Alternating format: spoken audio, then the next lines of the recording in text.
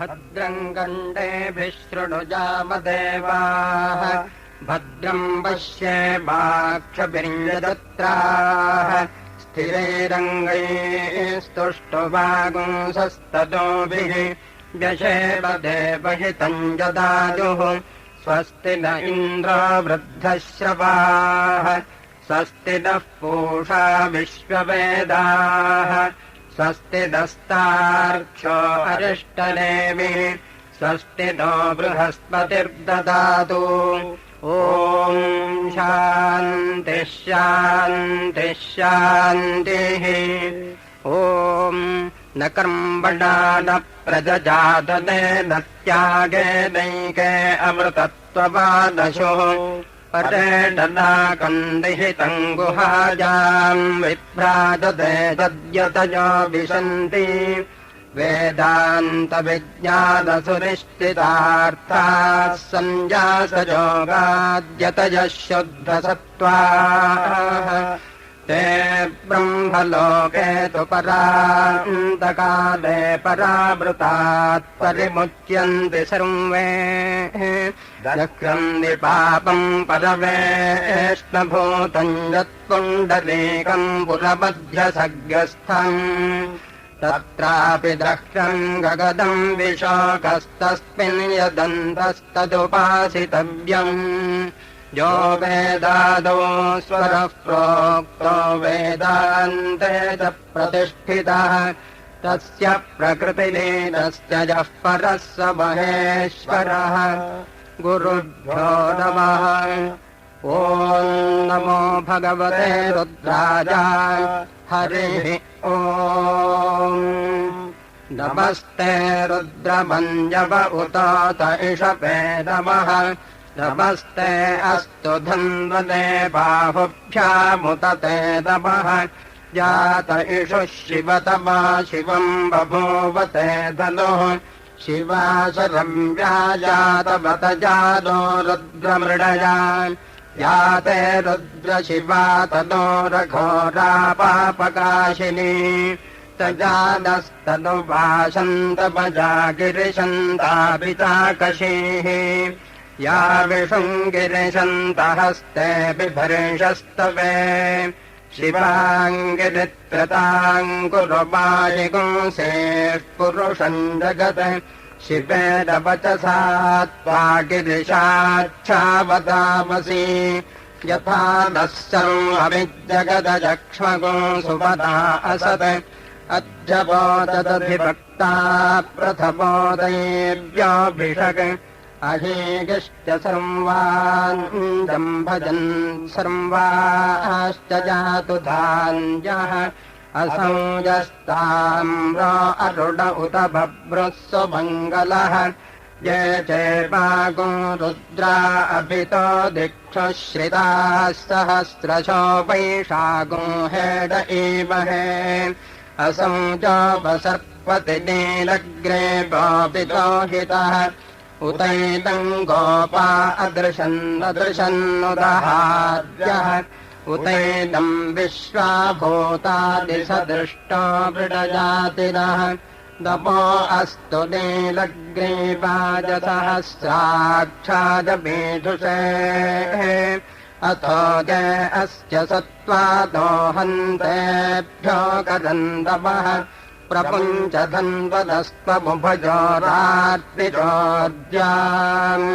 याश्च ते हस्त इषवः पराता भगवो वपान् अवतत्यधनुस्त्वगो सहस्राक्षशते सुधे निषेद्य सञ्जातान्मुखा शिवो नः सुपदा भवान् विद्यन्धनुः कपद्दितो विशञ्जो पाटवागो उतान् अदेशन्नस्येषव आभुरस्य ऋषङ्गतिः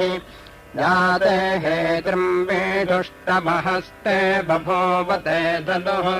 तजास्त्वान् विश्वतस्मवजक्ष्मजा परिभुजा नमस्ते अस्त्वाजुधा जाता तताज दृष्टवे उभाभ्यामुदते तपो बाहुभ्याम् तपधन्वने परिते धन्वनो हेतिरस्मान् वृणक्तु विश्वतः अथो ज इषुधिस्तवारे अस्मन्निधेहितम् नमस्ते अस्तु भगवन् विश्वेश्वराय महादेवाय त्र्यम्बकाय त्रिपुरान्तकाय त्रिकाग्निकालाय कालाग्निरुद्राय नीलकण्ठाय सर्वेश्वराय सदाशिवाय शङ्कराय मृत्युञ्जयाय श्रीमन्महादेवाय नमः नमो हिरण्यबाहवे सेनाञ्जे दिशाञ्जपतये नमो नमो वृक्षेभ्यो हरिकेशेभ्यः पशूनाम्बतये नमो नमस्तस्मिञ्जदाय श्रीमते पथीनाम्बतये नमो नमो बब्लुषाय विव्याधिनेन्दानाम्बतये नमो नमो हरिकेशायोपवीतिने पुष्ट बतये नमो नमो भवस्य हेत्यै जगताम् बतये नमो नमो रुद्राय तथाविदे क्षेत्राणाम् बतये नमो नमः सूताय हन्त्याय वदानाम् बतये नमो नमो रोहिताय स्थपतये वृक्षाणाम् बतये नमो नमो मन्त्रिणे वाणिजाय कक्षाणाम् बतये नमो नमो भुवन्तये वारिवस्कृताजौषधीनाम् बतये नमो नमः उच्चैर्घोषायाक्रन्दजते पत्तेदाम् बतये नमो नमः कृच्छ्रभेदाय धावते सत्त्वदाम् बतये नमः नमः सहमानाजनिम् व्याधिन आव्याधिनीनाम् बतये नमो नमः ककुभाजनिषङ्गिणे स्तेदानाम् बतये नमो नमो निषङ्गिण धीमते तस्कराणाम् बतये नमो नमो वञ्चते परिवञ्चते स्ताजोदाम् बतये नमो नमो निषेदपे परिचराजारण्यानाम् बतये नमो नमस्त्रकाविभ्यो जिघागुंसद्भ्यो तताम् बतये नमो नमोऽसिमद्भ्यो रक्तञ्जरद्भ्यः प्रकृन्तानाम् बतये नमो नम उष्णेषिटे गिरिजराजकुलञ्चानाम् बतये नमो नम इषुमध्यो धन्वाविभ्यश्च वो नमो नम आतन्वादेभ्यः प्रतिदधादेभ्यश्च वो नमो नम आगच्छद्भ्यो विसृजद्भ्यश्च वो नमो नमोऽस्यद्भ्यो विद्यद्भ्यश्च वो नमो नम आसीदेभ्यश्च जादेभ्यश्च वो नमो नमः स्वपद्भ्यो जाग्रद्भ्यश्च वो नमो नमस्तिष्ठद्भ्यो धावद्भ्यश्च वो नमो नमः सभाभ्यः सभापतिभ्यश्च वो नमो नमो अश्वेभ्योऽश्वपतिभ्यश्च वो नमः नम व्याधिनेभ्यो विविध्यन्तेभ्यश्च वो नमो नम उगडाभ्यस्त्रगोहतेभ्यश्च वो नमो नमो घृत्सेभ्यो घृत्सपतिभ्यश्च वो नमो नमो व्रातेभ्यो व्रातपतिभ्यश्च वो नमो नमो गणेभ्यो गणपतिभ्यश्च वो नमो नमो विरूपेभ्यो विश्वरूपेभ्यश्च वो नमो नमो महद्भ्यः क्षुल्लकेभ्यश्च वो नमो नमो रथिभ्यो रथेभ्यश्च वो नमो नमो रथेभ्यो रथपतिभ्यश्च वो नमो नमः सेनाभ्यः वो नमो नमः क्षत्रभ्यः सङ्ग्रहेतृभ्यश्च वो नमो नमस्तक्षभ्यो रथकारेभ्यश्च वो नमो नमः कुलालेभ्यः कर्मारेभ्यश्च वो नमो नमः पुञ्जिष्टेभ्यो निषादेभ्यश्च वो नमो नम इषुकृभ्यो धन्वकृभ्यश्च वो नमो नमो मृगजोभ्यश्वनिभ्यश्च वो नमो नमस्त सपतिभ्यश्च वो नमः नमो भवाय च रुद्राय च नमः शम्भाय च पशुपतये च नमो नीलग्रीवाय च शितिकण्ठाय च नमः कपद्दिने च युक्तकेशाय च नमः सहस्राक्षाय च शतदम्बने च नमो गिरिशाय च शिपिविष्टाय च नमो मेरुष्टमाय च शुभते च नमो ह्रस्वाय च वामनाय च नमो बृहते च परिशीलसे च नमो वृद्धाय च संवृद्धने च नमो अग्र्याय च प्रथमाय च नम आशुषेणाधवे चाधिराय च नमः शीघ्राय च शीघ्राय च नम ऊर्म्याय चावस्वन्याय च नमः स्रोतस्याय च देव्याय च नमो ज्येष्ठाय च कनिष्ठाय च नमः पूर्वजाय चापरजाय च नमो मध्यमाय चापगर्भाय च नमो जघन्याय च पुत्रिजाय च नमः सौजाय च प्रतिसंजाय च नमो जान्याय च क्षेम्याय च नम उर्वर्याय च कल्याय च नमः श्लोक्याय चावसान्याय च नमो वन्द्याय च कक्ष्याय च नमः श्रवाय च प्रतिश्रवाय च नम आशुषेणाय चाशुरथाय च नमः शूराय चावबिन्दते च नमो ब्रह्मणे च वरोतिने च नमो बिम्बिते च कवचिने च नमः श्रुताय च श्रुतसेनाय च नमो दन्दभ्याय चाहनञ्जाय च नमो दृष्टवे च प्रमृषाय च नमो दूताय च प्रहिताय च नमो निषङ्गिणे च सुधिमते च नमस्तेक्ष्णे शवेजाजुधिने च नमः स्वादुधाय च सुधन्वने च नमः श्रुत्याय च पथ्याय च नमः काट्याय च नेप्याय च नमः सोद्याय च सरस्याय च नमो नाद्याय च वैशन्ताय च नमः कोप्याय चावट्याय च नमो वर्ष्याय चावर्ष्याय च नमो मेघ्याय च विद्युत्याय च नम ईध्रिजाय चारप्याय च नमो वात्याय च रेष्टिजाय च नमो वास्तव्याय च वास्तुपाय च नमः सोमाय च रुद्राय च नमस्ताम्राय चारुणाय च नमः शङ्गाय च पशुपतये च नम उग्राय च भीमाय च नमो अग्रे वधाय च दूरे वधाय च नमो हन्त्रे च हनीजसे च नमो वृक्षेभ्यो हरिकेशेभ्यो नमस्तादाय नमः शम्भवे च मजोभवे च नमः शङ्कराय च मजस्कराय च नमः शिवाय च शिवतराय च नमस्तेत्याय च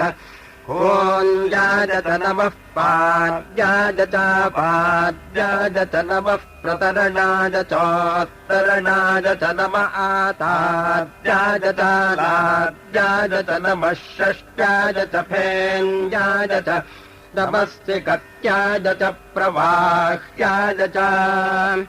नम इन्द्याय च प्रपथ्याय च नमः किगोषिताय च क्षजनाय च नमः कपद्दिते च पुनस्तये च नमो गोष्ठ्याय च गृह्याय च नमस्तव्याय च गेह्याय च नमः काट्याय च गह्वरेष्ठाय च नमो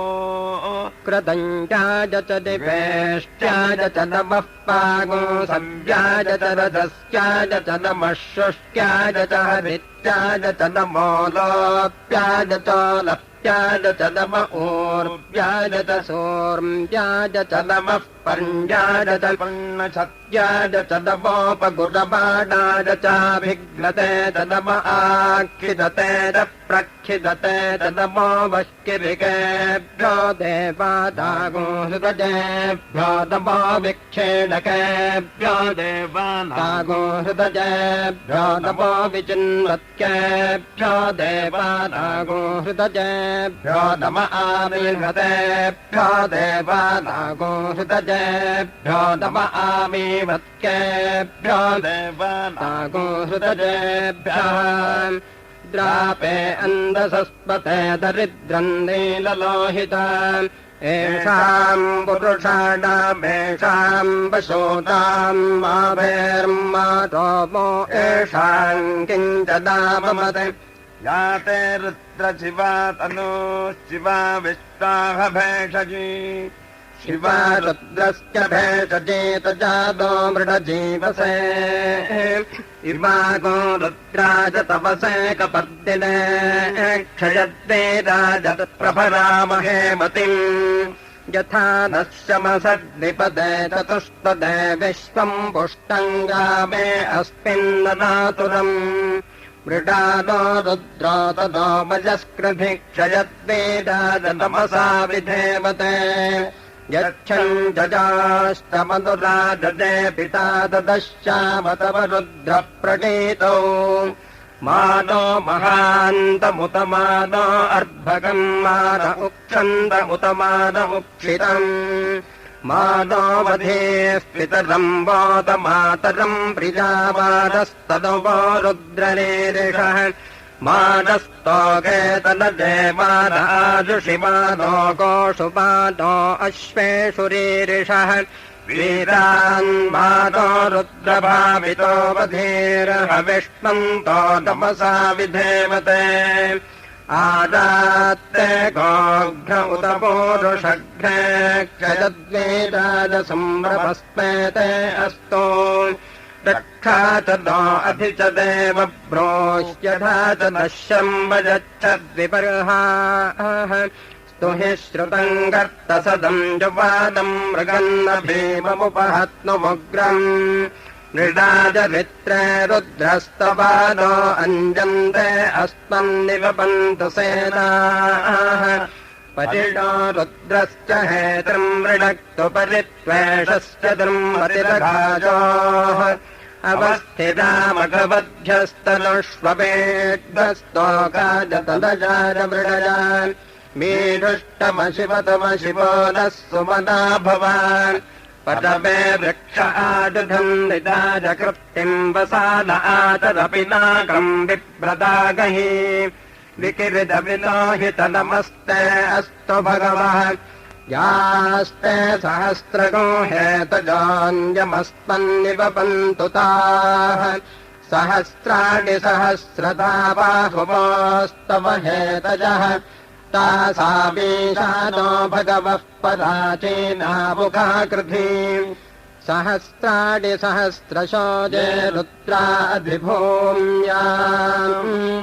तेषागुम् सहस्रजो दमेव तन्वामि तन्वसि अस्मिन् वहत्यण्डवेन्दरिक्षे भवाधि नीलग्रेवाश्रितिकण्ठाः शर्वा अधः क्षमातराः नीलग्रेवाश्रितिकण्ठातिमगो रुद्रा उपश्रिताः ये वृक्षेषु सस्मिञ्जरा नीलग्रेवाभिलोहिताः ये भूतानामधिपतयो विशिखासः कपर्दिनः ये अन्धेषु विविज्यन्ति पात्रेषु पिबतो जलात् ये पथाम् पथिरक्षय ऐलभृताजव्युधः ये तीर्थानि प्रचरन्ति सृकावन्तो निषङ्गिणः एवदान्युपसर्पन्ति तेभ्यो वृष्टिरुदाचते ये ग्राम्यानुपसर्पन्ति तेभ्योऽन्यष्टिमुपासते य एतावन्तश्च भोजागुंसष्टदिशो रुद्रावितस्थिरे तेषागुम् सहस्रयो जने वतम् वानितम् असि नमो रुद्रेभ्यो च पृथिव्याम् चेऽन्तरिक्षे च दिविजेषावन्नम् वातो वर्षमिषवस्तेभ्यो दश प्राचेर्दश दक्षिणा दश प्रतीचेर्दशोर्ध्वास्तेभ्यो तपस्तेनो मृडयन्तु तेजम् विष्णोश्च नाद्वेष्टितम् भोजम् वेदधामि ॐ शर्म्भो वै रुद्रस्तस्मै रुद्राजतपोऽस्तु पुरुषो वै रुद्रस्तन्महो नमो नमः विश्वम् भूतम् भुवनम् चित्रम् बहुधा जातम् जायमानम् जयत् सर्वोच्चेत रुद्रस्तस्मै रुद्रादतमो अस्तु कर्द्रुद्राज प्रचेतसे मेधुष्टमाजतव्यसे वोचे वसन्तमगो हृदे सर्वोच्चेत रुद्रस्तस्मै रुद्रादतमो अस्तु त्र्यम्बकम् यजामहे सुगन्धिम् पुष्टिवर्धनम् उर्वारुकमिव बन्धनान् मृत्योर्मुक्षेदपावृतात् एष ते रुद्रभागस्तञ्जुषस्वते दावसेद परो मोजपतो तेष्यपततधन्वापि नाकहस्तकृत्तिवासाः ऋतगो सत्यम् परम् ब्रह्म पुरुषम् कृष्टपिङ्गलम् ऊर्ध्वरेतम् विलोपाक्षम् विश्वरूपाय वै नमो नमः नमो हिरण्यबाहवे हिरण्यवर्णाय हिरण्यरूपाय हिरण्यपतजेऽम्बिकापतज उमापतजे पशुपतजे नमो नमः सद्योजातम् प्रपद्यामि सद्योजाताय वै नमो नमः भवे भवेदाति भवे भवस्वभान् भवाद्भवाय नमः वामदेवाय नमो ज्येष्ठाय नमः श्रेष्ठाय नमो रुद्राय नमः कालाय नमः कलविकरणाय नमो बलविकरणाय नमो बलाय नमो बलप्रमथनाय नमः सर्वभूतदमनाय नमो मनोन्मनाय नमः अघोरेभ्यो तघोरेभ्यो घोरघोरतरेभ्यः सर्वेभ्यः सर्वशर्वेभ्यो तपस्ते अस्तु रुद्ररूपेभ्यः तत्पुरुषाय विद्महे महादेवाय धीमहि तन्नो रुद्रः प्रचोदयात् ईशानः सर्वविद्यानामेश्वरः सर्वभूतानाम् ब्रह्माधिपतिर्ब्रह्मणोऽधिपतिर्ब्रह्मा शिवो मे अस्तु सदा शिवो यो रुद्रो अग्नौ यो अप्सुज ओषधेषु यो रुद्रो विश्वा भुवदा विवेश तस्मै रुद्राय नमो अस्तु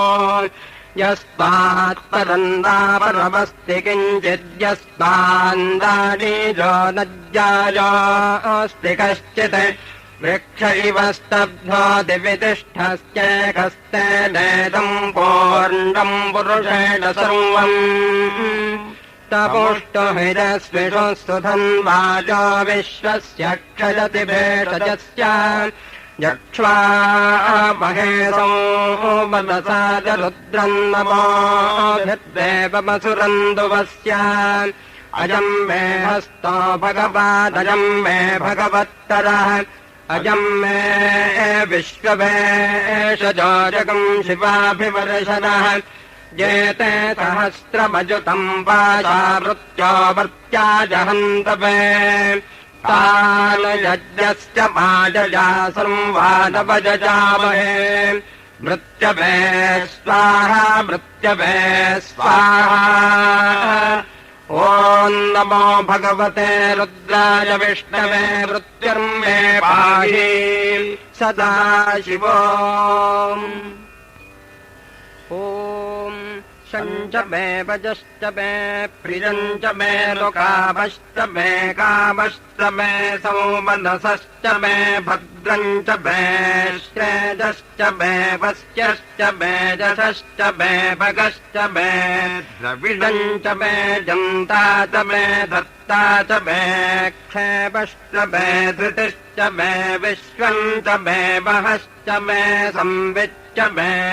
दात्रम् च मे सूश्च मे